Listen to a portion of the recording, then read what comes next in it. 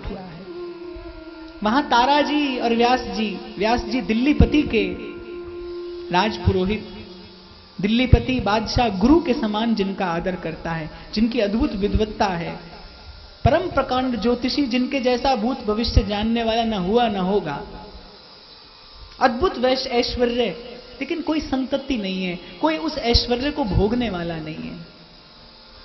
ललिता जी के मन में इस कामना का उदय होना क्यों है कि इतना अगाध अबाध ऐश्वर्य है प्रिया जी की माधुरी का, इस रस के बिलसन का भोग करने वाले रसिक जन भी होने चाहिए। उनकी सहज कृपा से यह रस प्रकट हो गया।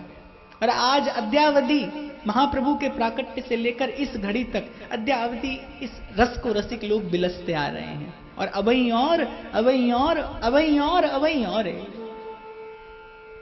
जब जब देखो तब तब नयो नयो लागत। इस रस की ऐसी अद्भुत बिलसन है। व्यास जी के बड़े भैया श्री नृसिंह आश्रम जी, जो वैराग्य लेकर संन्यास्त हो गए हैं, सन्यासी हो गए हैं, एक बार सहज ही भ्रमण करते करते व्यास जी के महल में आ पहुंचे। व्यास जी ने कहा, आज अकारण संतों का आना हुआ है, निश्चित रूप से हमारा भाग्य उदय होने वाला है। जो सुख होत संत घर आए, सो सुख होत नहीं सुपने कोटिक तीर्थ नहाए। आज संतों का आगमन हुआ है। व्यास जी के मन में यह बुद्धि नहीं है कि मेरे बड़े भैया आए हैं। उदार मना व्यास जी के मन में केवल एक उल्लास है कि आज संतों का दर्शन हो गया सहज में। तारा जी आओ भगत की, भोजन कराया, चरण पखारे, परंतु किंचित आज तारा जी का मुख मलिन है, चेहरा बुझा सा है, चेहरे पर सहज जो प्रसन्नता होनी चाहिए वो नहीं है। नृसिंह आश्रम जी ने कारण पूछा कि ऐसी अपार सुख संपत्ति होते हुए इस मुख की मलिनता का क्या कारण है? तो तारा जी ने कहा कि आप तो ऐसे पूछते हैं जैसे अजान बालक हूं। क्या आप नहीं जानते कि मेरे मन में किस कारण से क्षोभ है, किस कारण ये संपत्ति, ये सुख साधन, ये सब सन्मुख होते हुए भी मुझे पीड़ा देते हैं। नृसिंह आश्रम जी ने तारा जी से तो कुछ नहीं कहा, घूंघट की ओट करके तारा जी खड़ी हैं। व्यास जी से कहा, बोले भैया तुम तो बड़े प्रकांड पंडित हो, ज्योतिषी हो, भूत भविष्य की जानते हो, नियति पर किसका वश है? क्या तुम नहीं जानते कि तुम्हारे भाग्य में इस संतान का सुख नहीं है, तुम्हारे भाग्य में संतति नहीं है? तुम तो संसार को भूत और भविष्य की बात बताते हो, स्वयं के लिए क्या इतना नहीं जानते? तारा जी ने सहज, किंचित उनके वाक्य में क्षोभ था, रोष था, कह दिया कि बोले यदि सब कुछ भाग्य का ही लिखा होता है, यदि सब कुछ विधाता का ही किया होता है, तो फिर क्यों कहा जाता है कि अपना मान टले टल जाए पर भक्त का मान न टलते देखा? क्यों भगवान श्रीमद् भागवत में कहते हैं कि अहम भक्त पराधीन? अगर सब कुछ नियति का लिखा होता है, फिर संत की कृपा की क्या महिमा है? फिर आप संतों की कृपा का महत्व क्या है? आप संतों के आशीर्वाद का क्या गौरव है? अब नृसिंह आश्रम जी मौन हो गए। अब उत्तर देने के लिए कुछ नहीं है। संतों की महिमा पर बात, संतों की महिमा पर प्रश्न चिन्ह लगा दिया तारा रानी ने। उठ गए बिना कुछ उत्तर दिए। संध्या आराधन के समय जब अपने इष्ट की स्तुति कर रहे हैं, आज मन नहीं लग रहा अपने प्रभु के भाव में। नृसिंह आश्रम जी सिद्ध महापुरुष थे, नृसिंह भगवान उनको प्रत्यक्ष थे। उन्होंने अपने भाव से नृसिंह भगवान की प्रत्यक्ष सिद्धि प्राप्त की थी। जब पुकारते थे नृसिंह भगवान उत्तर देते थे। आज भक्त का मन भगवान के भाव में नहीं है, आज भक्त का मन कहीं और है। नृसिंह आश्रम जी ने सस्ने पूछा, वत्स आज चित्त के इस क्षोभ का क्या कारण है? नृसिंह आश्रम जी मुस्कुरा दिए, बोले प्रभु अंतर्यामी होकर मुझसे पूछते हो, पर मैं तो सेवक हूं, आप पूछते हो तो बता देता हूं। व्यास और तारा के प्रश्न का आज उत्तर नहीं दे पाया। आपके पास यदि कोई उत्तर हो, आपके पास सांत्वना के यदि वो शब्द हो जिससे उस दंपति के हृदय को संतोष हो जाए, तो मुझसे कहिए। तो भगवान ने कहा कि जब बात यहीं तक आ गई है, सांत्वना कभी भी संतोष नहीं दे सकती। ध्यान देना, सांत्वना कभी किसी को संतोष नहीं दे सकती, और संतुष्ट हृदय को किसी की सांत्वना की आवश्यकता नहीं होती। और भगवान ऐसी कोई वस्तु कैसे दे सकते हैं जिसको प्राप्त करने के बाद भी संतोष ना हो? तो नृसिंह आश्रम जी ने कहा, और श्री नृसिंह भगवान ने उत्तर दिया कि आज तुमको सांत्वना के शब्द नहीं सिखाऊंगा, तुमको कुछ ऐसा कहूंगा जिससे तुमको ही नहीं इस त्रिभुवन को संतोष हो जाए। और कहा कि तारा रानी से जाकर कह दो कि उनका सौभाग्य सूर्य उदय हो आया है, तुम पहुंचे, तुम तक ये बात मुझ तक पहुंची। देखो कितनी बड़ी महिमा है संतों की। एक प्रार्थना वो है जो हम अपने प्रभु के सामने बैठकर करते हैं। ऐसा नहीं कि व्यास जी और तारा रानी ने प्रार्थना नहीं की होगी, प्रार्थना में ही उनका जीवन रहा होगा। कैसा उस दंपत्ति का जीवन होगा, कैसी उस मां की पवित्र कोख होगी जिसमें त्रिभुवन को पावन करने वाली प्रेम स्वरूपिणी वंशी आविर्भूत होने वाली है। कैसा उस दंपत्ति का जीवन रहा होगा, कैसा दिव्य सुंदर उस दंपत्ति का भजनमय भाव रहा होगा जो श्री ठाकुर जी ने उस दंपत्ति को चुना। लेकिन प्रार्थना भगवान तक कब पहुंची, जब जीवन में संत आया। इसलिए जिनके ही ये बसत रहे श्री राधा वल्लभ लाल, तिनकी पदरज धोए ध्रुव, पीवत रहो सब काल, बड़े हरि के जना, बड़े हरि के जना। इसीलिए महाप्रभु की आचार्य चरण की आज्ञा है, यह जिए जान श्याम श्यामा पद कमल संगी सिर नायो। व्यास जी पूछते हैं कि श्याम श्यामा के चरण कमलों की बात क्यों नहीं कही। श्याम श्यामा के चरण कमलों का जो संग करते हैं, महाप्रभु कहते हैं मोको तो भावे माई जगत भगत भजनी, राधा वल्लभ भजत भज भली भली सब होए। जिस प्रकार मैं कहा करता हूं कि प्रिया जी के रूप और गुण के रस का पान करने वाले सर्वप्रथम अधिकारी रसिक स्वयं रसिक शेखर श्याम सुंदर हैं। उन्हीं की कृपा से ये मार्ग खुलता है, उन्हीं की कृपा से ये बानक बनता है। ठीक उसी प्रकार जब सेवक जी कहते हैं राधा वल्लभ भजत भज भली भली सब होई, और सेवक जी ने अपनी वाणी में 10 बार इस पंक्ति की पुनरुक्ति की है, बिना इस बात की परवाह किए कि इस बात का बार बार प्रयोग करने से मेरी रचना में पुनरुक्ति दोष आ जाएगा। बार बार एक ही बात कही कि राधा वल्लभ भजत भज भली भली सब होए। और जब भजत भज की बात कही तो प्रकट रूप में उस राधा वल्लभ लाल के उस अंतरंग रूप रस का भजन करने वाले सर्वोपरि भजनीक स्वयं हिताचार्य चरण है। इसलिए सेवक जी महाराज ने कहा इन्हीं का भजन करने से मुझे सब कुछ प्राप्त हुआ है, नाम रटत आई सब सोई।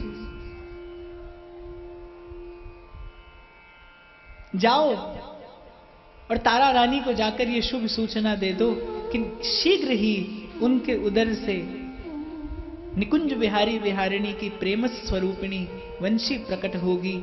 क्योंकि श्री भगवान का वाक्य है अर्जुन के प्रति, अहमेव कलियुगो वंशी रूपेण च अर्जुन हरिवंश इति ख्यातो प्रेम भक्ति रसप्रद।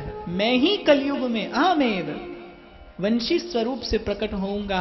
किसके लिए? दुष्टों का दलन करने के लिए नहीं, धर्म की स्थापना करने के लिए नहीं, प्रेम भक्ति रसप्रद है। जय जय श्री हरिवंश नाम गुण गाइए, प्रेम लक्षणा भक्ति सुदृढ़ कर पाइए। उस सुदृढ़ प्रेम लक्षणा भक्ति का दान करना ही बस मेरा उद्देश्य होगा। नृसिंह आश्रम जी की प्रसन्नता का कोई ठिकाना नहीं है। भगवान को प्रणाम करना भी भूल गए और दौड़े गए। तारा जी वैसे ही उदास बैठी हैं, मलिन मुख है। नृसिंह आश्रम जी को देखते ही किंचित संकोच वशात खड़ी हो गई, चरण स्पर्श करने लगी।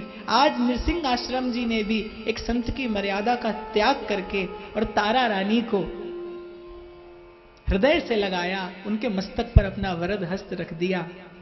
इसलिए नहीं क्योंकि एक वो जिस कोटि के संत हैं, जिस कोटि के सन्यासी हैं, स्त्री का स्पर्श वर्जित है, लेकिन आज किसी स्त्री का स्पर्श नहीं करते।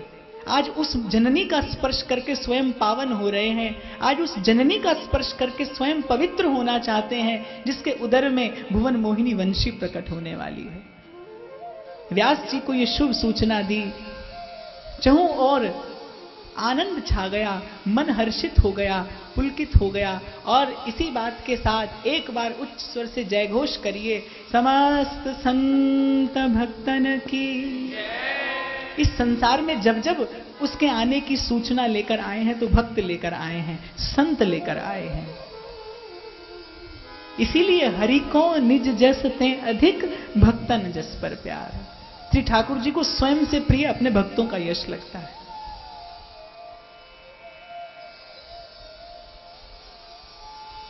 गोस्वामी जी की ये पंक्ति मुझे बड़ी प्रिय लगती है। राम सिंधु घन सज्जन धीरा, चंदन तरु हरि संत समीरा। चंदन का तरु कहीं खुशबू देने के लिए नहीं जाता, वो तो जहां प्रकट हो जाता है बस वहीं प्रकट होता है। पर लेकिन जब पवन चलती है तो उसकी सुवास का जाने कहां कहां तक प्रसार कर देती है। राम सिंधु घन सज्जन धीरा। समुद्र के जल का पान सीधे सीधे कोई नहीं कर सकता। समुद्र के जल में रत्न तो मिल सकता है, लेकिन जिसको जिस समय जल की आवश्यकता हो तो अगाध अबाध वो जल राशि एक क्षण की तृषा नहीं बुझा सकती। राम सिंधु घन सज्जन धीरा। मेघ उस जल को खींचते हैं और उसे मीठा करके बरसा देते हैं। इसी प्रकार भगवान तो करुणा सिंधु हैं, लेकिन उनके उस करुणा रस को जीव के योग्य बनाने वाले संत रूपी मेघ हैं, जो तप कर नभ में प्रयत्न करके प्रयास करके उस सिंधु के जल को खींचते हैं और इस वसुंधरा की तृषा को बुझाने के लिए उदारता से उस रस का वर्षण कर देते हैं। उदार मना नरसिंह आश्रम जी ने भगवान के वरदान की बात सुनाई। आनंद छा गया, उल्लास छा गया और बड़ी अद्भुत बात हुई कि जैसे ही तारा रानी के उदर में इस वंशी का आविर्भाव हुआ, उस परम प्रेम रस ने प्रवेश किया, तैसे ही तारा रानी के मन में एक अद्भुत आशा जाग उठी, एक अद्भुत अभिलाषा जाग उठी इस वृंदावन, इस ब्रज भूमि के दर्शन करने की। जब यह नाम हृदय आई है तब सब सुख संपत्ति पाई है। ध्रुवदास जी कहते हैं, हरिवंश नाम ध्रुव कहत ही, बाढ़े आनंद वेद, प्रेम रंग उर में बढ़े, जुगल नवल रस के। इस नाम का प्रभाव ऐसा है, इस नाम का प्रताप ऐसा है, इस नाम का प्रसाद ऐसा अद्भुत है। हरिवंश नाम ध्रुव कहत ही बाढ़े आनंद बेली। हृदय में उल्लास बढ़ जाता है, प्रेम रंग उर में बढ़े और जुगल नवल रस केली। और युगल की वो नित्य नवायवान वो रस की केली हृदय में स्फुरित होने लगती है। और तारा रानी के उदर में तो स्वयं भुवन मोहिनी वंशी प्रकट हुई है। जैसे ही वंशी का प्राकट्य हुआ उदर में, तारा जी के मन में अभिलाषा जग उठी। व्यास जी से निवेदन करती हैं कि मेरी ब्रज भूमि के दर्शन की उत्कंठा प्रतिक्षण तीव्र होती जा रही है। व्यास जी चिंतन में पड़ जाते हैं कि ऐसी स्थिति में जाने किसके आशीर्वाद से आज जीवन में ये दिन देखने को मिला है। व्यास जी पल पल सावधान हैं, प्राणों के समान श्री तारा जी का ध्यान रखते हैं, श्री तारा जी का रक्षण करते हैं, पोषण करते हैं। तारा जी के मन में ऐसी अभिलाषा का आना इस समय और ऐसी यात्रा, ऐसी कठिन यात्रा कैसे संभव हो पाएगा। कहां सहारनपुर के निकट वो देवबंदना स्थान और कहां ब्रज भूमि। पर किसी ने कहा, वैद्य जी ने भी सम्मति दे दी कि आसन्न प्रसवा स्त्री की यदि कोई इच्छा शुभ हो तो उसको अवश्य पूर्ण करना चाहिए। दिल्लीपति के राजगुरु का आदर व्यास जी को प्राप्त है। लाव लश्कर के साथ लेकर चल दिए तारा रानी को ब्रज भूमि की ओर।